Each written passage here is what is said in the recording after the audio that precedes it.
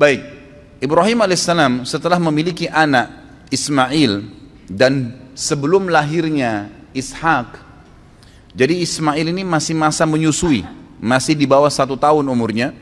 Datang perintah Allah Azza wa Jal memerintahkan Ibrahim alaihissalam untuk membawa istrinya Hajar ke Mekah. Mekah waktu itu ikhwah-ikhwah sekalian adalah sebuah lembah yang tidak ada kehidupan sama sekali.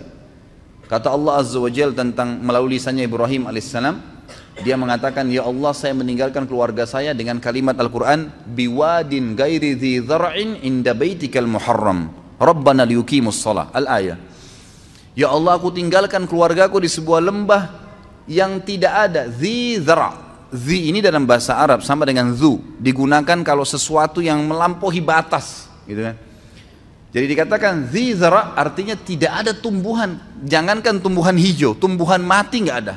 Gersang, nggak ada kehidupan, nggak ada binatang, nggak ada pohon, nggak ada manusia, nggak ada kehidupan, lembah kosong.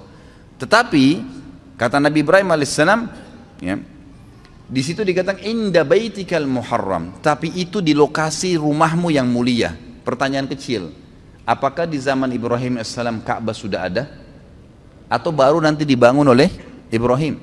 Jawabannya sudah ada. Jadi Ka'bah itu dibangun pertama kali oleh siapa? Hah? Adam alaihissalam. Tidak usah takut salah, nggak apa-apa. Saya nggak bawa rotan.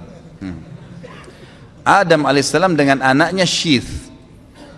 2 orang ini membangun Ka'bah. Kemudian pada saat terjadi banjir besar, kiamat kecil di zaman Nuh alaihissalam, termasuk Ka'bah hancur pada saat itu, tinggal pondasinya. Pondasi Ka'bah ini disebutkan dalam Al-Quran namanya Bakkah.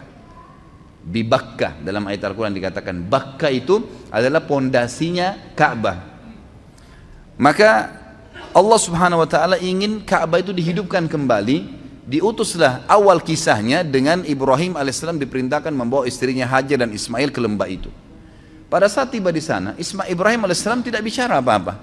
Tiba di lembah tersebut, gersang, lalu dia bilang sama Hajar, turunlah wahai istriku, bawa Ismail bersamamu dan saya akan tinggalkan kamu di lembah ini. Hajar bingung, nggak ada instruksi, nggak ada informasi, nggak ada bekal yang cukup. Cuma begitu saja. Ibrahim alaihissalam tiba-tiba balikkan kuda untanya menuju ke arah Palestina, mau pulang. Diikuti oleh Hajar.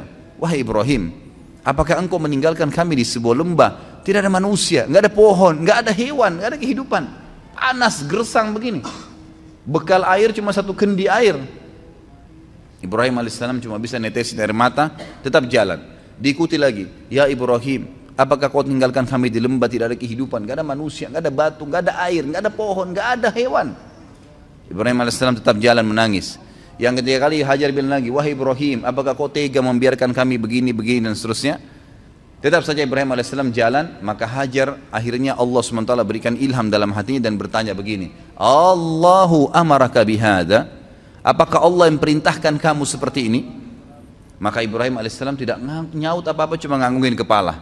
Iya, artinya ini memang diperintahkan oleh Allah. Maka jawaban Hajar dengan sangat jelas, dan perhatikan ya, seseorang kalau sudah datang perintah Allah Azza wa Jalla dan dia terima, perhatikan nanti apa efeknya, apa yang Allah kasih pada saat datang sebuah ilmu, dalil, wahyu, Al-Quran dan Sunnah lalu diamalkan. Perhatikan apa yang Allah kasih nanti dari banyak sekali pahala yang dia akan panen. Maka dia mengatakan, idzan layyudayyi'ana, kalau begitu tidak mungkin Allah itu membiarkan kami mati. Udah pergi aja Ibrahim, gak apa-apa. Ibrahim alaihissalam pun pulang ke Palestina. Di tengah jalan dia berdoa, Rabbi inni askantu min dzurriyyati biwadin ghairi dzin inda baitikal muharram rabbana liyuqimus shalah faj'al af'idatan minan nasi tahwi ilaihim. Jadi dikatakan di sini, ya Allah, aku telah meninggalkan keluargaku di sebuah lembah, tidak ada kehidupan, tidak ada pohon, tidak ada air, tidak ada manusia, tidak ada hewan. Tapi di tempat rumahmu yang mulia Allah, agar dia mendirikan sholat sebagai kamu, sebagaimana engkau telah perintahkan ya Allah, gitu kan? Maka tolong utuslah kepada mereka orang-orang yang bisa tinggal mendampingi mereka. Karena perintah Allah kepada Ibrahim alaihissalam, tinggalkan istrimu di sana Hajar sama Ismail, pulang ke Palestina, nggak ada tugasmu tinggal di Mekah. Maka dia berdoa seperti itu. Kita kembali ke Hajar alaihissalam. Hajar waktu itu merasa prihatin setelah Ibrahim alaihissalam sudah tidak kelihatan lagi di jauh padang pasir sana, teriknya matahari di siang hari luar biasa panas, air yang diminum tinggal sedikit, Ismail juga butuh minuman. Hajar merasa sebelum malam tiba kesempatan Coba cari sesuatu di situ, ada kehidupan, ada pohon, ada manusia kah, ada kemah kah, manusia hidup di mana kelihatan. Yang paling dekat dengan Hajar waktu itu ada dua bukit namanya Safa dan Marwa. Maka dia pun alaihissalam Hajar naik ke atas bukit Safa. Kita tahu kalau panas matahari yang sangat terik, ada fata morgana, ada kesannya kayak kelihatan air padahal sebenarnya tidak, karena pantulan dari cahaya matahari. Dia naik di Safa, dia lihat ke Gunung Marwah, ada air di sana. Maka yang terjadi, Hajar alaihissalam turun dari Safa, di tengah-tengah lembah dia berlari, persiapan untuk naik ke Gunung Marwah. Naik di Marwah, dia lihat kiri kanan gak ada air, dia lihat ke arah Safa, ada air di sana. Diulangin lagi sama dia, turun dari Marwah, di tengah-tengah lembah lari lagi, kemudian naik di Safa, terjadi sama. Sampai 7 kali dia bolak-balik. Dari Safa ke Marwah, Marwah ke Safa, terus begitu sampai 7 kali. Terakhir di Marwah, dia lihat, oh berarti tidak ada ini, nggak ada air. Lalu dia kembali ke anaknya Ismail. Waktu dia kembali ke Ismail alaihissalam, dia kaget, ternyata di bawah kakinya Ismail ada mata air. Ada khilaf di antara ulama tentang dari mana mata air itu. Ada yang mengatakan dari pijakan kaki untanya Ibrahim alaihissalam, tapi riwayat ini lemah. Ada yang mengatakan memang dari sentakan kaki Ismail waktu lagi menangis, itu juga lemah. Tapi ahli sejarah ada yang pakai. Yang paling kuat adalah Allah SWT mengirim Jibril dan mengepakkan sayapnya, lalu keluarlah mata air tersebut.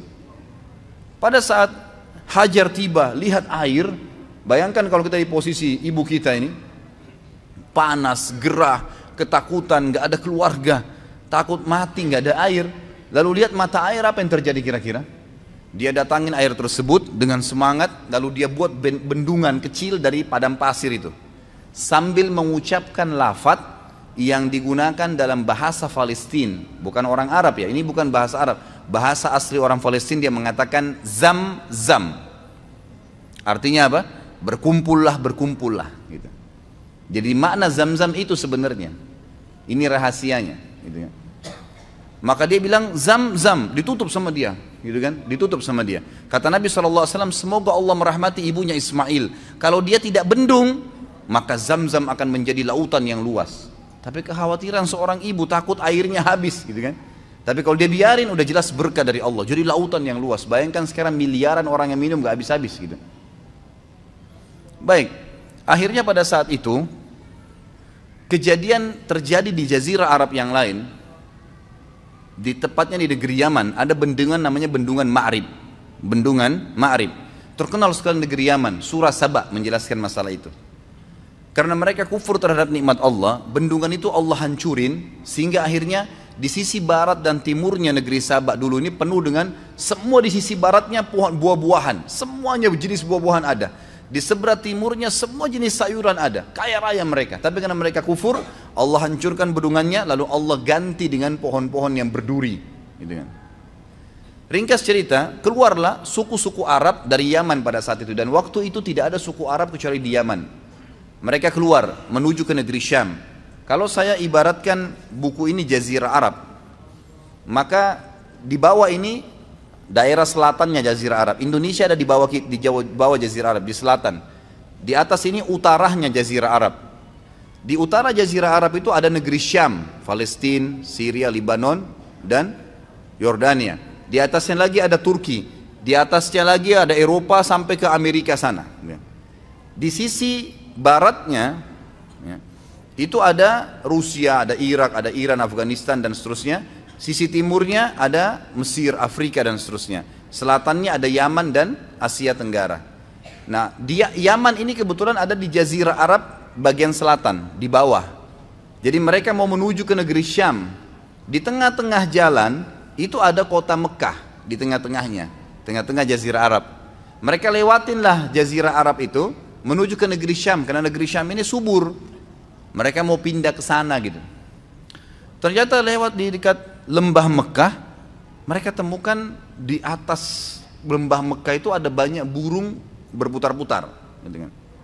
Nah ini kalau insya Allah enggak, kalau antum kesesat di padang pasir, kehabisan air, tanda-tanda ada air situ kalau ada burung yang buat lingkaran.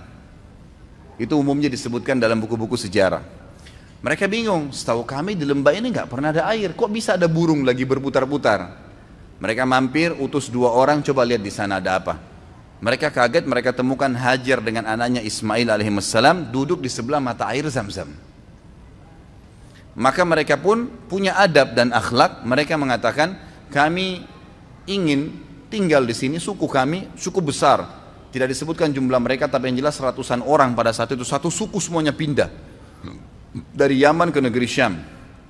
Dan ini hasil dari doa Nabi Ibrahim alaihissalam yang berdoa minta diutus kepada Hajar dan Ismail orang yang bisa hidup bersama mereka. Diutuslah suku ini, dan suku ini bernama suku Jurhum. Suku Jurhum.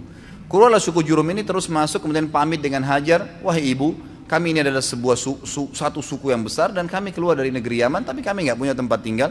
Bisa nggak kami tinggal di sini? Nanti kami bentuk komunitas, kami punya peternakan, kami juga ahli perkebunan, karena mereka memang ahli perkebunan di Yaman, gitu kan. Kami akan buat dan kami akan bayar upeti. Yang penting kami bisa hidup dekat mata air ini. Kata Hajar, baiklah. Maka spontan pada saat itu terbentuk komunitas kota Mekah. Ada mata air, kemudian ada penduduk yang tiba-tiba langsung dengan suku yang besar. Mereka membangun rumah, mereka sudah bawa peternakan, unta, sapi, kambing dibawa dari kampungnya Yaman. Terus mereka juga sudah mahir bercocok tanam. Mereka mulai menanami wilayah Mekah itu. Ringkas cerita, menjadi rapilah Mekah itu, mulai ada penghuni.